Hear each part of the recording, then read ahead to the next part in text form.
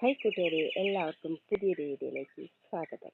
അപ്പോൾ നമുക്കിന്ന് ചക്കപ്പഴത്തെക്കുറിച്ച് പറയാം അല്ലേ? നിങ്ങൾ റെഡിയല്ലേ കേൾക്കാൻ? ഞാൻ റെഡിയാണ്. ഞാൻ പറയുകയാണ്. ഹൃദയാഘാതത്തിന് ഏറ്റവും നല്ലതാണ് ചക്ക.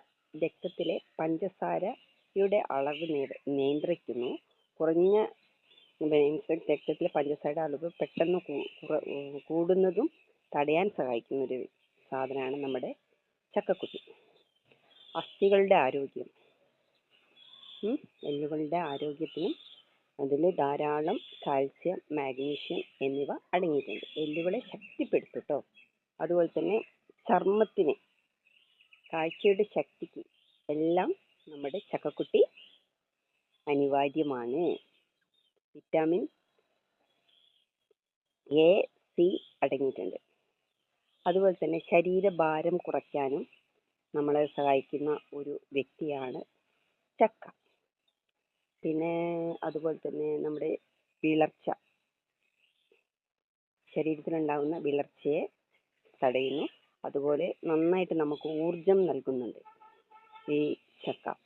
പിന്നെ അതുപോലെ ആൻറ്റി ക്യാൻസർ പ്രതിരോധ ശക്തിയുള്ള ഒരു ഇനം കൂടിയാണ് ചക്ക.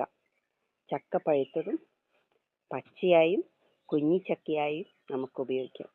ഏറ്റവും നല്ല ഗുണകരമായിട്ടുള്ള ഒരു ഫ്രൂട്ട്സാണ് ചക്ക. ഇതിൽ ധാരാളം ധാതു ലവണങ്ങളും അതുപോലെ തന്നെ നാരുകളും അടങ്ങിയിട്ടുണ്ട്. അപ്പോൾ നിങ്ങളെല്ലാവരും ചക്കക്കാലാവുമ്പോൾ ചക്ക കഴിക്കാതിരിക്കരുത്. കിട്ടുന്നിടത്തോളം നിങ്ങൾ വാങ്ങി കഴിക്കുക. ഏറ്റവും നല്ല പോഷക ഗുണമുള്ള ഒരു ഫ്രൂട്ട്സാണ് ചക്ക.